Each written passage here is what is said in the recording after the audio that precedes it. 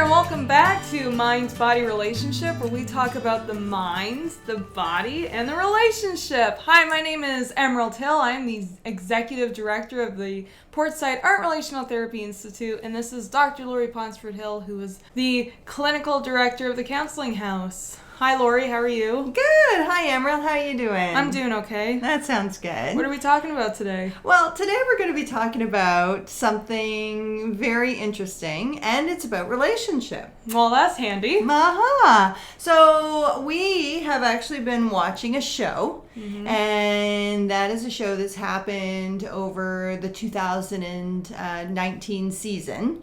Which is Married at First Sight. Married at First Sight. Yep. And that has been a really interesting roller coaster. It has. So we Yeah. thought what we'd do is we'd have a conversation today about the premise of the show, and then we were going to break it down in regards to the different couples that participated in the show. Yeah, so basically we're going to be making our own little mini-series based on the show, and it's going to be this introduction, and then every episode after this is an episode on the relationship of each couple. Mm-hmm. And then, of course, we'll probably do a concluding episode. Oh, well, then there you go. So it is actually really an interesting premise, right? Love at first sight. Married at First Sight? Is it Married at First Sight? It's the show is called Married at First Sight, but it's probably based off of the love at first sight kind of notion. Oh, gosh, we made a mistake there, didn't we? Why? Is it Married at First Sight or Love at First Sight? Married at First Sight. Was I saying Love at First Sight? No, that was the only time that you said love at first sight. Okay. I was just wondering if I was making a mistake all the way along. Married at First Sight is a reality TV show. And it's hosted by a pastor who's also a marriage and family therapist. Yeah. Yeah. And his name is Kelvin Robertson. And I find that really interesting, right? Because when I think about what we're talking about, Married at First Sight, I actually really think about something called Arranged marriages? Arranged marriages, yeah. And, you know, it's really interesting, right? Because an arranged marriage is arranged by somebody else, whether it's a family member or a third party, that brings together two people, generally speaking, to do with similarities, to do with culture, to do with religiosity, family backgrounds, that sort of thing. Yeah. And it's interesting because nowadays it kind of correlates because it's like, oh, all the young people are having a really tough time finding people to be in a relationship with, whether you're a man or a woman or whatever, you know? So it's kind of like, in a way, we have our own way of arranged marriages. Yeah. So, you know, the premise that Kelvin Robertson has come up with is that he wants to actually re-educate America. Yeah. In regards to marriage. Or let's say committed relationships. Yeah. Marriage isn't happening that much anymore. No. So, you know, and it's really an interesting premise because the truth is, and I'm sure that he has heard it a lot being a pastor of a church. I know myself, I've heard it a lot too, that it used to be people got into marital relationship because they found someone with a similar interest in something that they were participating in. So whether that was a sport, whether that was to do with something to do with work, whether it was some sort of interest like photography or artistic pursuit or participating in a play, whatever that might be. Only that's really changed, just like what it is that you were saying. Yeah. It's a lot harder these days, and basically it's all online. Yeah, it is. I think that now that everyone is taking business a lot more seriously, it's like I can't have a relationship in the workplace, but with everything being online, everyone goes home and is online, so there is no like activities that you can meet new people with. Yes.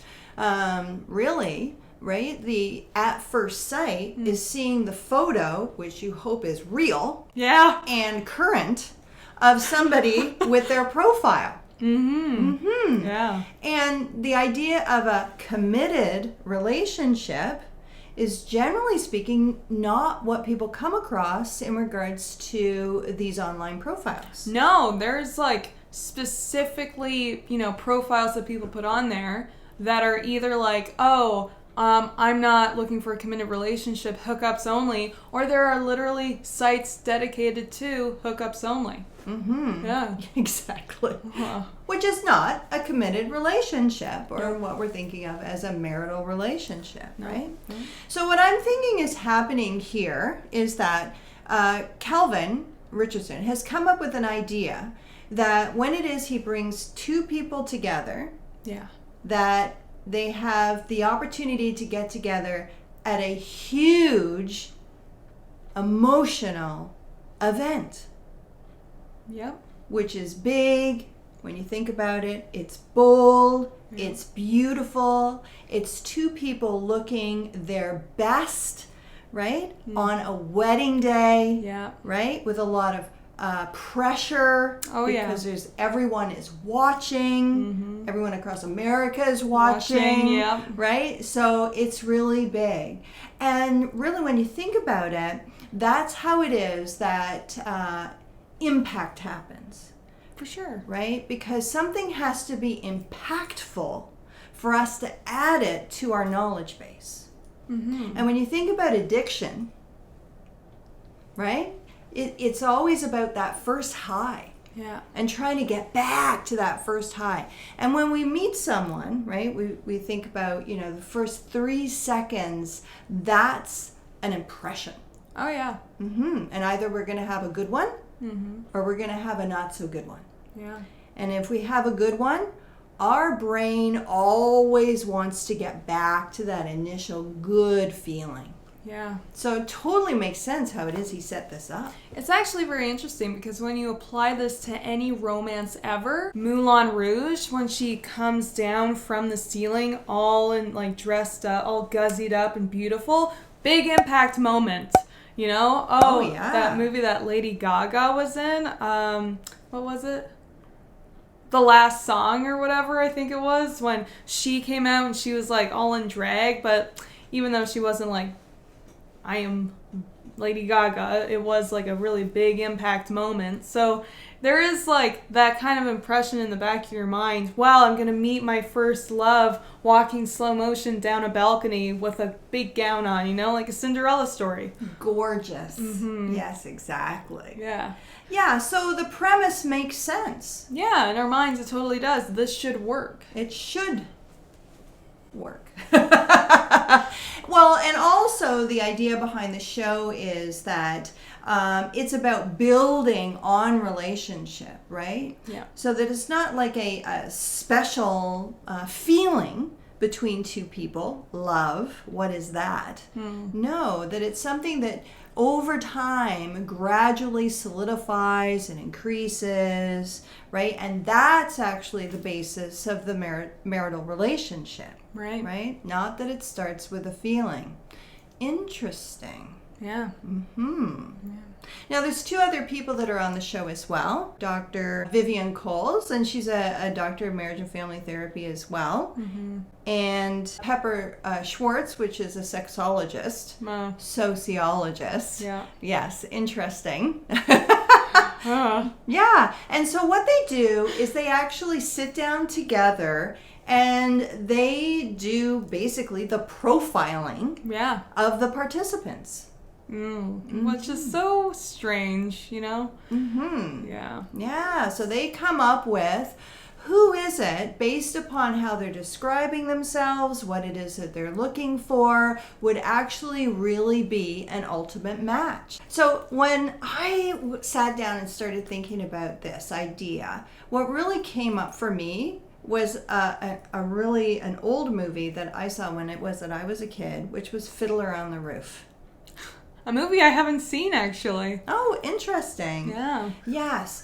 And, well, it has a really memorable song, which was Matchmaker, Matchmaker. Matchmaker, matchmaker, make me a match. And so the premise of that is that young people can't actually create their own matches. Young people can't decide these things for themselves.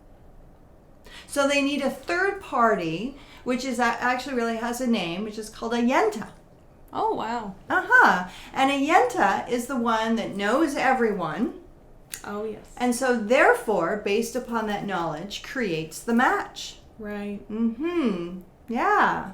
So weird. It is. I just can't even imagine. It just must be, like, so frustrating to have to be like, okay, now this old person that's going to find my person's coming in. I have to act exactly as I normally do and not get nervous or anything so they know what I like. Well, exactly. And you think about this, right? Ages and ages and ages ago. Small community, small Jewish community. It's small. You should actually really know everybody anyway. Oh, really? Before the 1920s, when you think of the word yenta, it was actually really supposed to be a refined person. Who is the yenta? Oh, really? Yet, reality-wise, when you look at the definition of the word, it actually means somebody who is a gossip. Makes sense. Which is very, very interesting, right? And so, in looking up the word yenta, the Jewish Telegraph actually really outlines that there is no such thing as a male yenta. That male yentas are actually really just meddlers. Meddlers. They meddle in people's lives.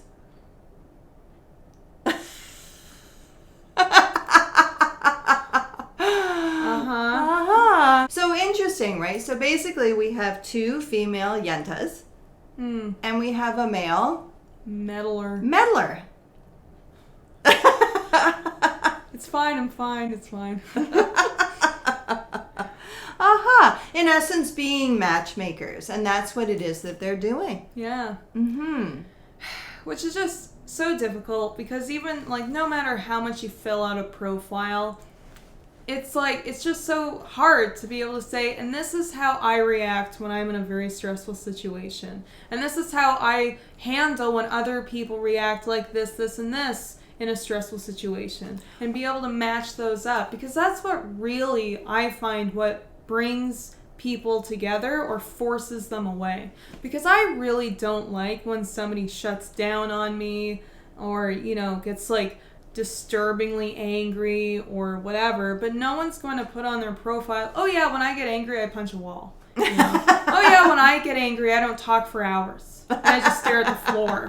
Like, how are you supposed to determine that when people are like, oh, I'm fine, I handle stress fine. But really they're like gargling at the mouth. Well, that's true. And the show takes place over 8 weeks, right? And so it's a very, very quick process. Yeah. And the truth is that every marital relationship goes through the exact same process. First is the honeymoon period where two people can do no wrong. Yeah. They wear masks, right? They're on their best behavior. And then around the 2-year mark, what ends up happening is every relationship goes through the exact same process, which is dealing with difference. Because no matter how much it is two people are alike, the bottom line is they're different and they do things in different ways. Yeah. Different values. Yeah. The only thing that quickens up the process is just exactly what it is that you're saying. Stressors. Yeah. You ever had to be in front of a camera 24/7? That is a big stressor. I would imagine so. So there's several different types of stressors. There could be having a baby or getting pregnant, right? Someone significant dying. Buying a house is another one. I mean, there's a number of different stressors. Even getting married during that period of time. Oh man, what a stressor. Yeah, and like, just like getting used to their family dynamic and your family dynamic. Like, I can't even imagine, like, my family dynamic is me and 3 other people, but some other people have like, oh yeah, and I have cousins, and I have second cousins, and I have third cousins, and I gotta, you know, invite all my cousins twice removed and things like that, and it just boggles my mind. I can't even imagine, like, the stress of being a part of someone else's family dynamic. Oh, for sure, for sure. Family is complicated. And that's exactly what's happening. I mean, you're entering into somebody else's family and vice versa, right? So it's not just really the 2 people. It's bigger than that. Yeah. So I think that it's just very interesting in regards to how it is that Married at First Sight is set up, because what they've done is they have kind of fast forwarded through the 2 years. Yeah, they did.